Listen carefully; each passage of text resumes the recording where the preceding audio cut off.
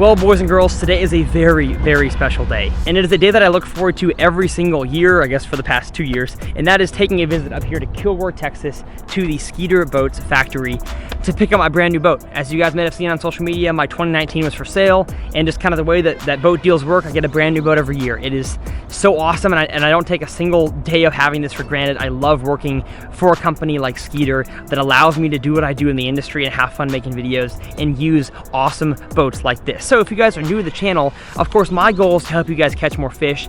Do you need a 2020 FXR21 to catch more fish? Of course not, but I love using the top of the line equipment and technology in order to trick those silly bass to biting. And so if you guys are new here, please click subscribe. If you guys are into bass boats, fishing tournaments, all that jazz, you guys found the right channel. But as you can see, the boat here is a lot less packed out than my last year's boat. All we have right now is the amazing engine Yamaha SHO 250, and then part of the Minn Kota Ultra X is installed, but really everything else is bare bones. And right now the shipping cover is on, so you guys cannot see the color.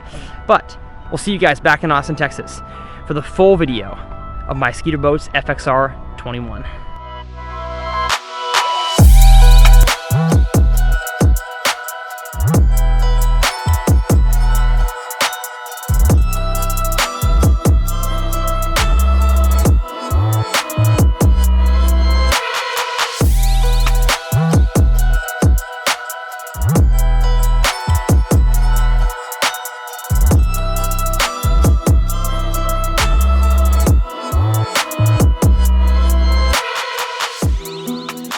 Well, that boat right there is my beautiful brand new Skeeter FXR21. Let's hop down from here. I don't know why I'm up here. And let's talk about it. So if you guys don't know much about my job with Skeeter, I work as kind of, you could call it a freelance slash marketing slash promoting type role. So I am sponsored by Skeeter. They do give me a boat to use every year. Actually, I buy the boat every year and then I sell it at the end of the year and hopefully make my money back. And so I'm gonna hop in, show you guys exactly what changed, give you guys some of the numbers on what changed with this boat as compared to last year's, because people ask all the time on social media what actually changed about the FXR. The R stands for redesigned. What changed about it that actually makes that boat worth the money? And so I'm going to hop into this boat right now and show you guys. Before we do that, this here is very, very similar in terms of color to my last year's boat. So it's got the same, I think it's called Midnight Red, and it is a mixture of maroon, silver, purple, blue, green. It's got all the mixtures of colors. It kind of changes in different lights. And then with the way the boat is designed this year, they put that color here and they put a dark gray on the bottom right here. It fades up into some red Skeeter pinstripes and then to a very, very shiny silver part right here, and then it goes back to 2 more red pinstripes and ends with some of the more midnight red. So absolutely gorgeous boat.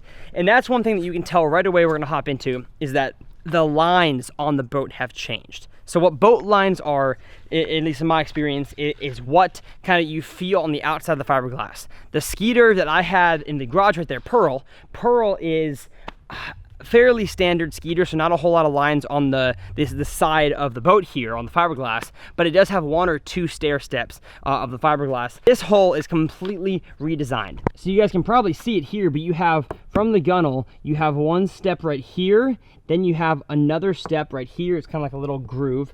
Then you have a 3rd step, a 4th step, and that 5th step. So there's so many more steps. And as you work your way down the boat, you're gonna see the big Skeeter S right here is quite a pronounced bump. I mean, that's like quite a lot more of a groove than there used to be, and it just looks awesome.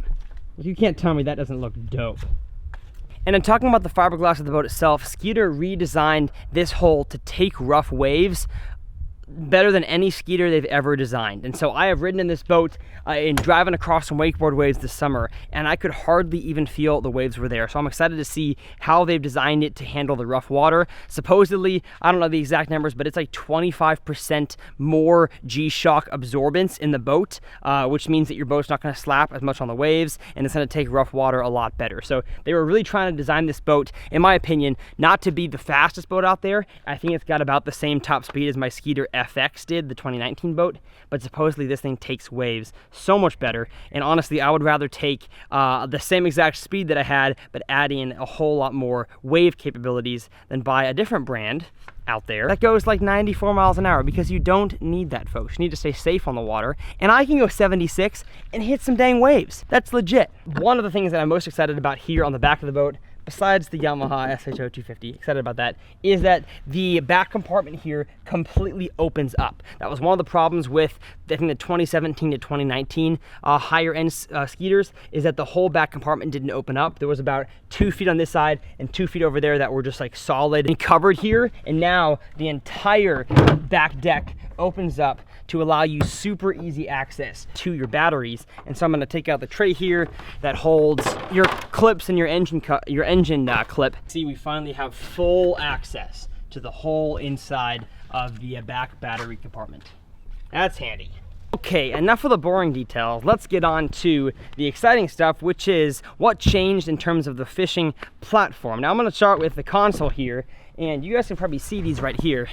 These seats are totally new. These are the new FXR seats with the racing handles.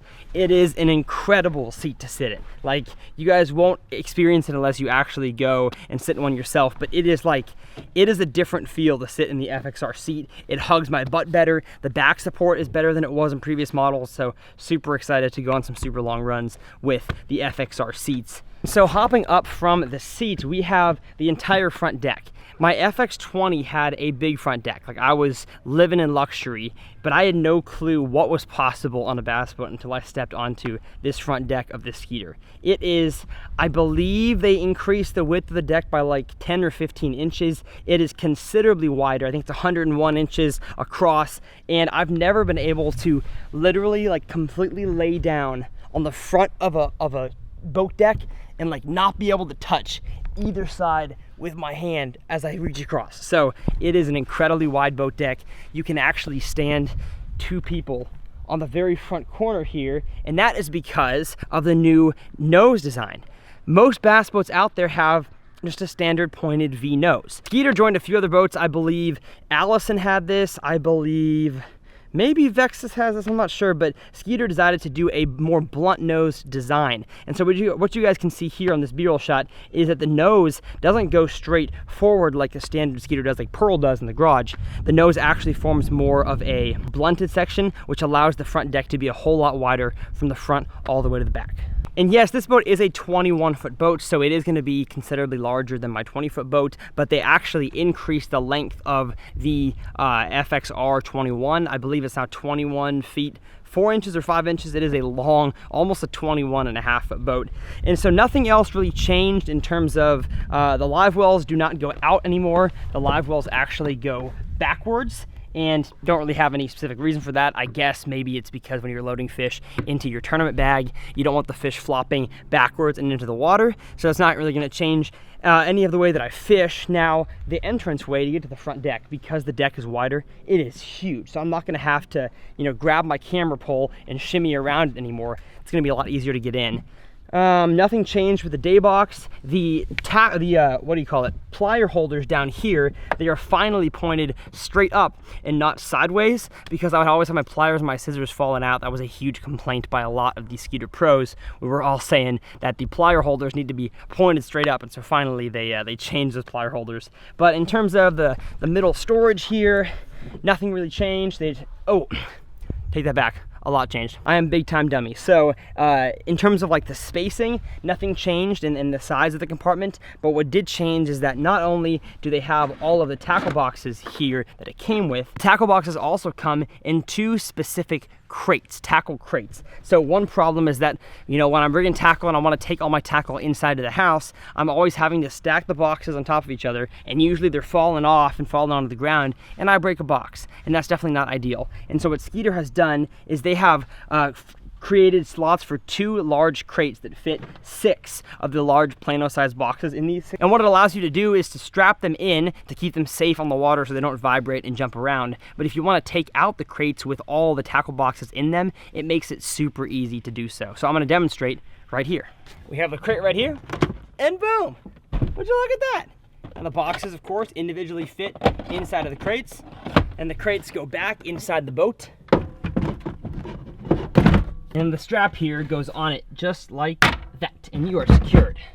There's a great new innovation from Skeeter in terms of the tackle side of things. Then over here on the side where I keep life jackets, nothing really changed. Same exact setup in there. It does have a mega rod tube in there, but I don't use my rod tubes on the starboard side of the boat. But then the port side of the boat did change a little bit. They went from the standard bass fishing model in terms of rod storage from a bunch of small tubes that I think TH Marine makes that you slide your rods into. They went to one mega rod tube. It is just one hole that is fiberglass, and it goes all the way to the front of the boat up there. So I think I should be able to fit like an 8.5 foot rod in this mega tube. I'm excited to see if I do like the mega rod tube. That's one thing that I'm a bit skeptical about. I'm used to the way the bass boats have always been with a lot of different rod slots, and so we're gonna see if I can fit as many rods into one huge hole, which is it's pretty big. I mean, it can probably hold at least 20 rods. Maybe I can squeeze a few more in there depending on how big the rod stocks are. A few more things to mention. I did get the upgraded sound system package, so I think it's called, what's it called? The Fusion audio package. I have not actually tried out the audio yet. I've had this boat sitting in the garage for a whole week because of all the various life things, and I had to move from College Station to Waco. I've been going all over the place, so I haven't actually had a chance to get this boat on the water yet, but we did just put batteries in last night, and you've probably noticed throughout this video, Tyler, you don't have any electronics, and you'd be dang right by saying that because I haven't bought them yet. I'll most likely be buying a Solix 12 for back here and a Solix 10 for up there, but I do definitely want to run Humminbird again. I enjoyed them. They have some great mapping and some great sonar and inside scan. So I'm gonna be putting electronics on there in the very near future. Then I have the Minn Kota Ultrex trolling motor halfway installed. Skeeter put the main bracket on, but then I have to put the actual head and the shaft on the trolling motor. And then we have my most important things back here, besides the engine, my power poles. The power poles just got delivered last night. They are sitting underneath Pearl, and I did get 10 footers this year. I'm gonna go with 10-foot blades, and I got the 20th anniversary Platinum edition. So they're gonna match perfectly with the silver on the boat here, and I'm actually gonna put a little bit more silver into my wrap this year as well. So I'm super excited to get that boat on here. And I think that's about it, besides, you know, the small step that was added right here to help you get into the boat. Nothing else really changed, but the changes that were made were dramatic. I mean, the whole design, I'm excited to show you guys in the break-in process about how the boat rides. I've heard it is fantastic, and from what I've driven of this exact boat right here, except a white version of it, at the photo shoot, it was fantastic. So with that said, hopefully you guys enjoyed this video. My name is Tyler. I work with Skeeter, and I love teaching you guys how to fish, and this craft right here allows me to do that even better. It allows me to fish tournaments and travel across the country and catch some big fish for you guys, and that's the goal of this channel. So if you guys enjoyed it, please hit the subscribe button, turn those post notifications on, because YouTube does not do a good job of putting you guys in the homepage. So the more you guys have notifications on and the page bookmarked, the more you can see my content. So with that said, we'll see you all in the next episode of TRF.